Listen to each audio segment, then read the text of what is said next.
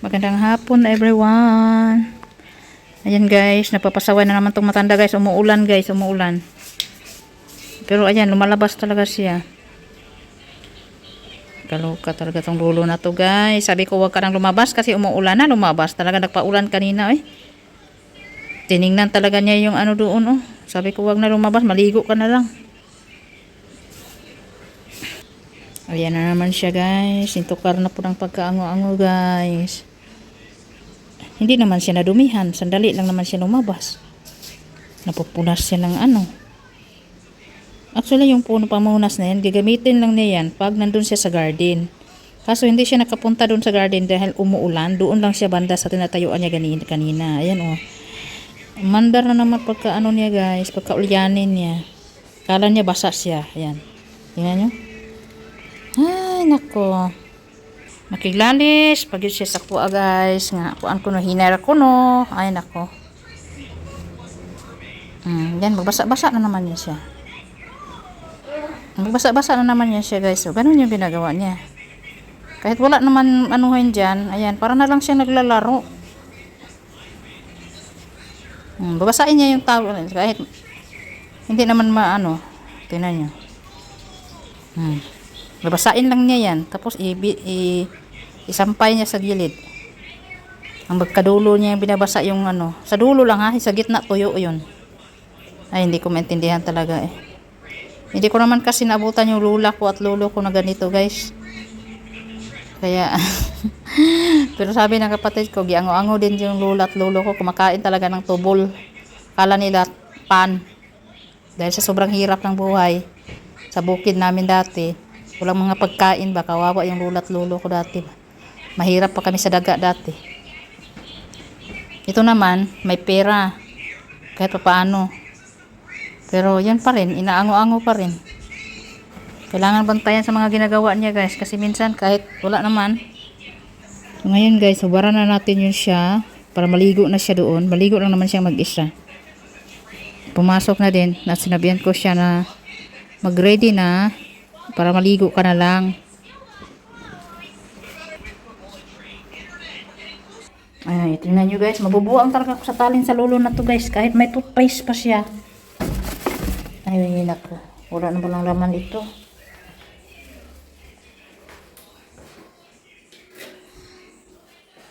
Yan, dito lang po yan siya maligo.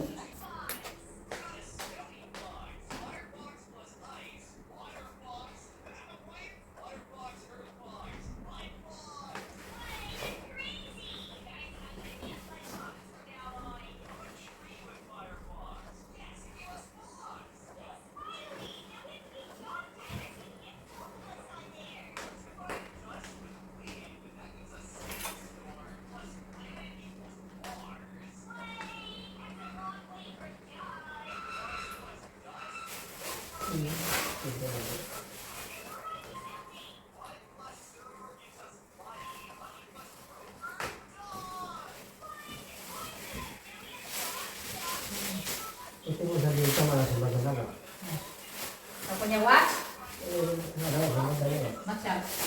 Ano? Nanti kita tingo.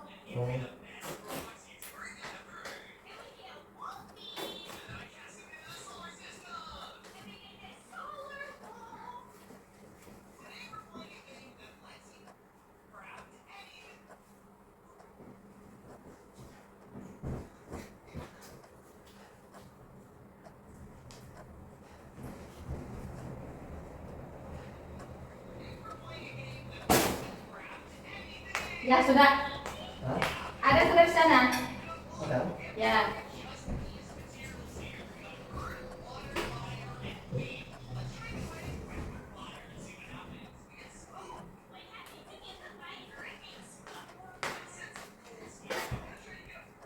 Tapos guys, habang pumapasok na yun siya sa hapon, i-ready ko na yung tubig niya. Kasi bago yun siya maligo, mag-inom muna yan siya ng tubig. Pero magmumog muna siya, tapos painumin ko siya ng tubig. Tapos pagkatapos naman niyang maligo, mag-inom na naman siya ng isang basong tubig. So yun po ang kanyang routine every day. So every morning at saka every afternoon yun siya mag-inom ng tubig maliban na pag kumakain. Tapos pagkatapos niyang maligo, Si Gavin na naman ang aking paliguan. Tapos ako na naman ang maligo. Habang siya ay nakaupo na dito, naghihintay ng anak niya matapos magluto ng dinner. Kasi yung anak lang po niya ang magluluto ng dinner. So, ganun po ang ginagawa ko everyday. So, yun po ang ginagawa ko every afternoon. Kasi every afternoon po kami naliligo dito. Tapos, every morning naman ay ganito po yun. Mula sa ano muna tayo, sa gabi. Pagkatapos mo niya mag-dinner, matapos siya mag-dinner, mga 9 p.m. ganun, kasi mabagal talaga siya kumain, guys. So, pagkatapos na mag-upo yan siya dito, manonood muna siya ng TV or magbasa siya ng news. Habang nag-upo siya dyan, maghintay siya hanggang 10 p.m. Kasi pagka 10 p.m., papalitan ko na yan siya ng malaking diaper na pangtulong niya. Tapos, pahigain ko na yan siya dito sa bed niya. Sa bed niya, pahigain ko yan siya dito. And then, kami naman ay matutulog na din kami. So, dito po yun siya natutulog. Sa maliit na kwarto na to. Kasi hindi pa siya pwede sa taas. At kami rin hindi rin pwede sa taas. Diyan lang kami sa sala natutulog. Diyan. Tapos si Gavin, kain na naman. Tapos, dito, pahigain ko na siya. Patayin ko na yung electric fan or ceiling fan. Ito lang po ang naka-on. Kasi ayaw niya ng malamig. Tapos ito, ilagay ko dyan. Kasi tinitingnan niya. Tapos ito, i-on ko. So, ito lang po yung dim light niya, kumbaga, sa gabi. So, alas 10 yun, ha. So, pagkatapos nun, matulog na kami, ni Gavin doon sa bed. Pagka alas 3, gigising na ako para papalitan ko naman siya ng diaper. Kasi siguradong magbaha na naman yung ihi niya, guys. So, papalitan ko siya ng diaper sa alas 3. Katapos, tulog ako ulit. Dito lang din siya papalitan, parang baby lang. Pinapalitan ko siya ng diaper dito sa bed niya.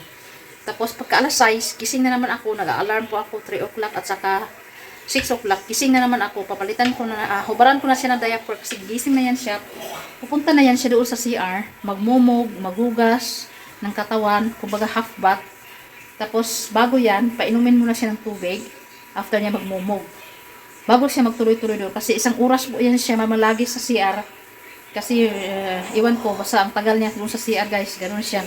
Tapos pagkatapos na naman niyang doon sa CR, lalabas na yun siya, painumin ko na naman siya ng tubig, papalitan ko siya ng damit, ganun yung ginagawa ko everyday. Tapos iupo na naman siya doon sa upuan niya, dyan po siya nag-upo dyan. Tapos tapos ko na siyang pinapainom ng tubig. Ayan, pumasok na siya sa CR. So dito tayo sa kusina, guys. Ito nga pala yung ininuman niya. Ayan, refill muna natin ang tubig niya. Ayan, Kangen water. So, dito po tayo nagkukuha ng tubig inumin niya, guys. At sa lahat po, sa akin o sa kay madam, dito po yung inuman nila. So, iba sa bahay. Kasi ito, iba din yung style na sa amin sa bahay, iba din. Dito po kami nagluluto ng pagkain, nag-steam. Tapos ito na, may ulam na akong natira dito na adobo. Pang dinner namin na Gavin. Adobong isda po. So, ngayon, dahil na ready ko ng tubig na to, habang naliligo siya, hintayin natin siya dito. Dito ko po nilalagay yung kanyang tubig. Ito yung mga papel, guys. Ayan, mga papel. Pati yung tissue, hinahati-hati na yung mga tissue na yan. Iwan ko, basta ganun yung problema sa kanya, guys. Nasubraan siya, guys, minsan. Kaya yung anak niya, hindi siya maintindihan. Pati dito sa misa niya, guys, ayaw niya yung magalaw niya, mga gamit yan sa misa. Ayaw niya yan. Magagalit yun siya. Pag magagalit yun siya, guys, iiyak yun siya, guys. Iiyak. Parang bata. Tapos, narinig ko na yung tubig. Pasensyahan mo na yung yung aking explanation kasi hindi talaga klaro. Basta ganun lang yung ginagawa ko, guys, everyday. Everyday, ganun lang po yung routine namin. Tapos, dito naman yung basurahan. Basurahan ng lahat po yan sa diaper niya. At saka yung damit niya, dito po nilalagay. Yung duming damit niya, dito po nilalagay sa plastic. Kapag dumami na yun, ayan, ito si Gavin. Nagkalat din si Gavin dito, guys. Pasensya na. Pag dumami na yun yung guys, labahan ko rin, i-washing ko lang. Madali lang. Ayan. So, habang hintayin ko siya 1 hour dyan, lalabasin siya, saka ko na siya papalitan. Yung damit niya, nandyan na. Yung towel niya, yung diaper niya, nandyan na nakalinis sa gilid. Tapos, ako naman dito, upo-upo, or minsan naman magluluto. Pero dahil tapos na po ako magluluto, initin ko na lang mamaya. Upo-upo na lang muna ako dito sa tabi kasama si Gavin kasi init na ako at pawis na ako. Gusto ko nang maligo mamaya pero kailangan ko munang tapusin. Paliguan si Lolo, ligo na si Lolo, no? Tapos paliguan ko pa si Gavin. So So, sana guys, naintindihan nyo. So, sa mga mag-reply sa akin, ganito po ang aking ginagawa. So, basta doon sa gabi, mapuyat ka lang sa pagpalit ng diaper. 2 beses. Alas 10, patulugin. Pero bago patulugin yun, papalitan ng diaper. Tapos, pahigain. Kailangan siyang alalayan magpahiga kasi hindi niya kaya maghiga mag-isa. Hindi na kayang buhatin yung paa niya. Mabilis siya maglakad, pero pag akyat ng paa niya sa bed, hindi niya kaya. So, kailangan siyang buhatin ang paa niya, papahiga sa bed. So, ganun. Tawa ng tawa yung anak ko guys, nakaka-distract. So, yun lang yung mga ginagawa ko dito everyday. So, hindi naman ako nagluluto ng food nila. Kasi ayaw niyang kumain sa mga luto ng iba. So, napakamasila niya guys. So, mas maganda rin yun. Yung anak lang niya ang magluluto. Higaan namin, no? Lagi ko na yan sinasabi. So, baka nagtaka kayo. Pangit naman ang higaan nyo. Hindi yan pangit, guys. Maganda po yan. Airbed po yan. Yun yung ano namin. Blanket. Hindi naman malamig dito, guys. Kasi walang aircon. Yan ang anak ko, oh. Kain na ng kain. Higa.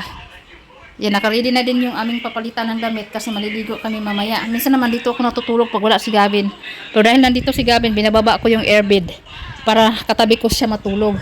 Tapos nagtaka ka guys, baka nagtaka kayo guys, bakit nandyan po yung mga gamit ko? Ganun lang po, dyan lang po siya na nakalagay kasi ayaw ko umakyat sa taas para magbihis o magkuha ng personal gamit, nakakapagod mag-akyat-akyat. May kwarto po ako dito.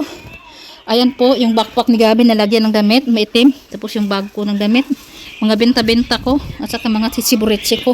At mga damit ni Uncle, nandyan lang din yung pang-araw-araw niya na damit. So yes, hinihingal ako sobra. Alam niyo guys, yung buhok ko sobrang lagkit na. So kailangan ko nang maligo. Hagad na hagad ako. Always naman. So tiis-tiis lang kasi back to school na sila Gavin sa Monday. So kailangan na kong isulit yung pagkakataon na nandito siya sa akin. Kasi on school days, nasa bahay po siya kasama daddy niya at ate niya. Tapos on weekend, dito po siya sa akin. Ganun lang po. Wala na kaming gala sa labas muna sa pagkangayon sa ngayon kasi kailangan nating magtrabaho, kailangan kong ayaw ko mag-wasting ng time na mag-off day, hindi mag-duty kasi hindi po palaging may good opportunity guys para makaipon naman tayo kahit paano. So yes, dito muna ako, upo muna ako dito, muni muna ako kasi hinihingal ako sa kanina kasi nagpapasaway siya buti lang naka-video ako ng short.